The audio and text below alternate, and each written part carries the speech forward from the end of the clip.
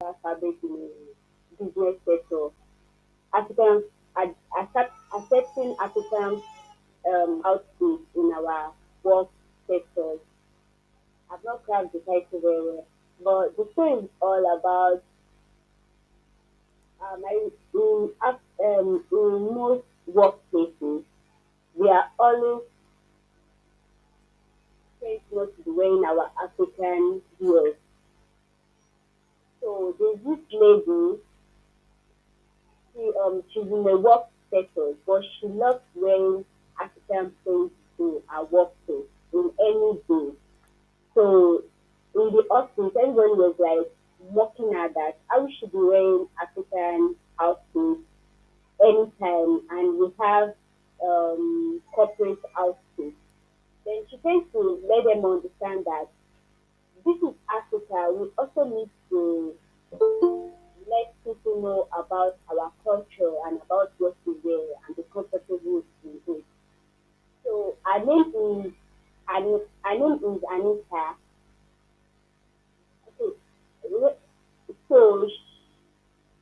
she loves the Africa wear, and her Yoruba name is Morojuwewe. So she tends to be using Anita because people has make her understand that they can't pronounce her name, which is Morojuwewe. So she kept wearing the outfit.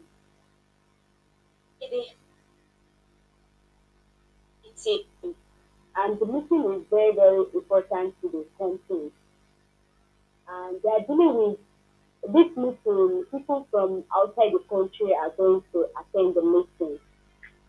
So, and the meeting is still in their office because they have us for their meeting. So she came, her usual outfit with her Ankara outfit. So she came there. She was the only one looking odd, even though the event was in Africa, but she was the only one wearing different outfits. So everybody came out to make their presentation. Coming to her own turn, the outfit she put on really turned on the what should I call it? Their visitor, like their visitor that is coming for their presentation. So she talked, she made her presentation and she's done. But while she was making her presentation, because of our colleague that used to mocking her, so they started making sounds, like some sounds, but she didn't concentrate on her, on them, I mean. So she continued with what she wants to do. When she's done with the presentation, so it's time for the judges to judge. And when they want, the main reason why they picked her is not because her pick was really, really more um more interesting than others, but because um the the presenter that came as very, they are lover of African fabric. So seeing her wearing it really gave her a point even before she started. So they tend to explain the reason why she won the award, that they are the wondering why we Africans don't appreciate our wears and why we don't wear it to the office space only on Fridays most of the companies wear it. So I've not really tracked it, but she was able to get the promotion simply because of what the way she combined her African reaction outfit and presenting herself to even though she wearing African outfit, she was able to carry herself with confidence with what she wears. So they were so interested in it, and that later on when they finish the presentation, going back to their office, their different office, their the head of them called her and tell her that why did she not give up with all the insults they placed on her, with the way they looked at her, and she kept wearing it, and it's not even appropriate in their workplace. She's not mind losing her job or losing something, and she was able to tell them why she wears because she saw that most African most African offices, we don't appreciate our culture. We don't wear what we have. We think we're wearing English wears anywhere we go. We feel Okay. more comfortable in it than our African friends. Seeing someone wearing African print, so people will just say that if today Friday, why is she wearing African print? Why is he wearing African print? So she wants to change something in the work sector. That is why she kept doing, even though Okay. sometimes she tends to cry at home, she tends to, but she start keep encouraging herself. So Thank that's you. my story. Thank you. I don't know how to break it, but that's what I'm Yes, trying it's a to like. beautiful story. It's actually beautiful, and I'm looking forward to the colorful Ankara placement in your story, in your film. Really, like, yeah, I'm looking forward to it. Okay, all right. So I'm gonna hand over to Mr. So Joel now. Thank you. What's the name again, please? I didn't get her name. saying Kendi. this, And, and I hope you have the money for costume. yes, Hmm? I will because I'm also into the fashion space. Then I work with That was African print. only, all right. That was only my concern. Beautiful story. I think it should be identification crisis, cultural crisis. The story Yes. being reduced around cultural crisis and Hmm? inferiority complex and all that. So nice story. Beautiful. Stay tuned. Thank you. Okay.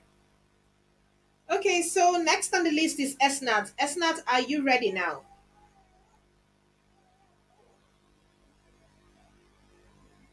Esnat. Yes, I am. I just yes, Okay.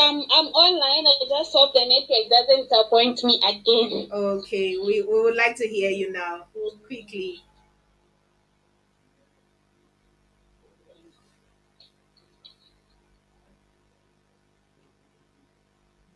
We're waiting for you. Okay, thank you. Yeah, so like I had started already, I think I already did my introduction, who I am, and then for the film, like I said,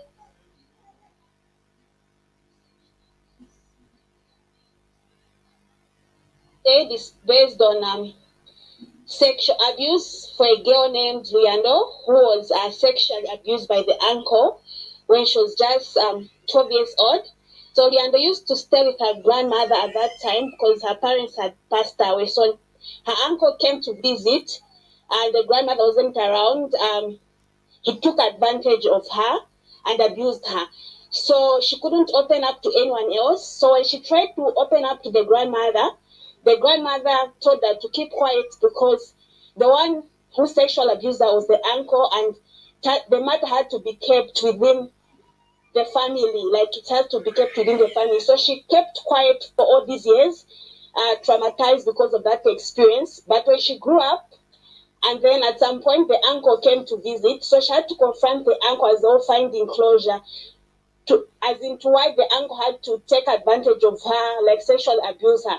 So the response of the uncle was like, "No, that issue has been buried. It happened a long time ago." But because the uncle still hate, she had to poison her uncle, and her uncle died. So this is a real life story which happened within one of the societies, but people didn't know whether Riando had the hand in her uncle dying. So I think what I'm trying to bring out, as the film indicates, is called silence. So it's important, like, to create awareness for the sexual abuse victim, like to speak out, to be able to go through counseling so that they don't pile up that thing because they might grow up to be something else or they might do something they might regret later on. And then the solution um, I'm trying to offer through this film is to encourage the victims, like, to go through counseling and to find someone they can confide in, as well as to warn the perpetrators of these vices that they can be jailed, like, for taking advantage of women or girls, and well as advocate for the gender-based violence bill among the policymakers, so that whenever they're making their decisions, they should consider um, implementing this by stiffening the punishment of those who are found wanting, and then how the solution will affect the society to raise awareness in the fight against gender-based violence, and then to also change the perception, because normally victims are blamed. Others will say they are raped or defiled, maybe because they're wearing a miniskirt, maybe they were moving at night, or maybe they seduced someone for them to be raped. But we've seen children as young as 9 months, 3 months being sexually abused, but they're in diapers. So I think they need to change that perception. Of just sexually abusing girls or women in the society, and that's the only way we can create a safe space. And then Okay, all the of other this thing in a it is short going to film. okay. All of this in a short film. Hello, is everyone getting me? Yes, we can Pardon? hear you clearly. Thank you so much, Yes, we are Esnat. getting you. Okay, thank you. Yeah. Thank you Okay, so thank much. you. So it also tackle the cultural misconception, because there's this misconception that sleeping or having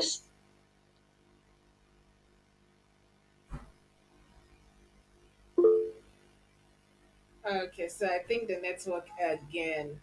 All right, so Mr. Joel, before we move on to, I think Peter is back online, so maybe we'll have Peter immediately after your comment. So, Peter, get ready. Mr. Joel, any tip? You heard Esnat's story. What do you think? Yeah, a beautiful story. Honestly, devoted that story. I'm really devoted that story. Beautiful story. Beautiful one, Edna. All right. And hope you're back. We'll talk more on that. Okay. All And right. work. So, Peter, are you ready? Yes, mom, I'm ready. I'm ready. Okay, so over to you. Go. All right, thank you so much. I hope everybody can get me. Now go ahead. All right, thank you.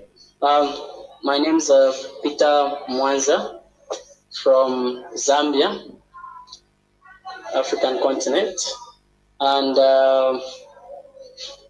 my film, the theme of my film is out of the little.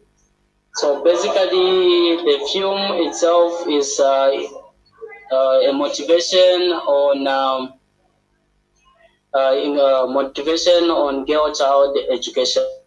So it's a motivation on girl child education. Basically, the inspiration from this, I mean about this, the inspiration behind all this is in our society.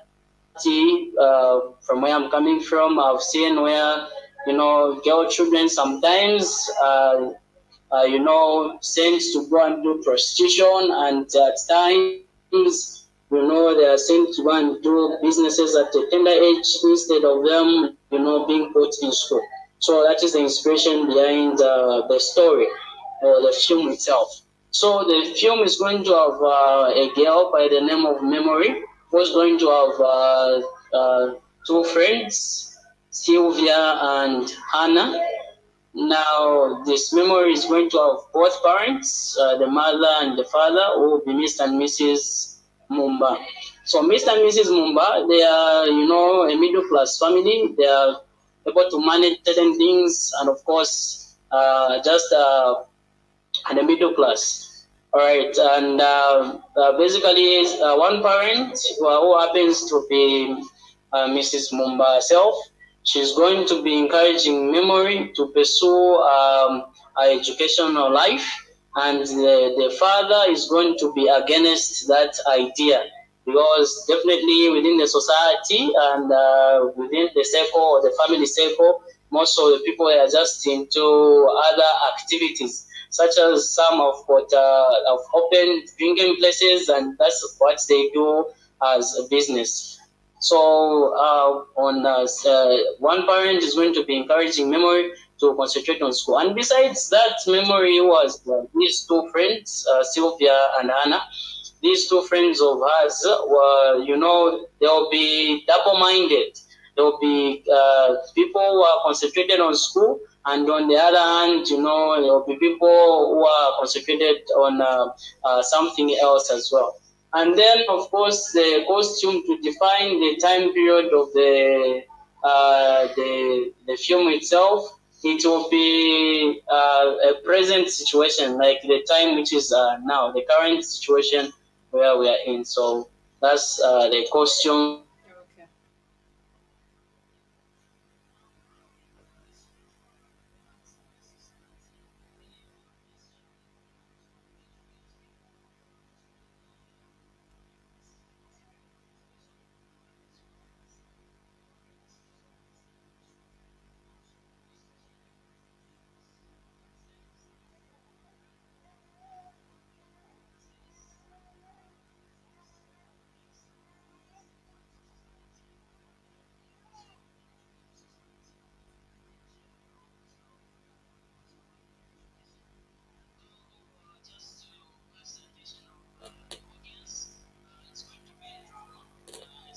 The drama, but it's going to be educational.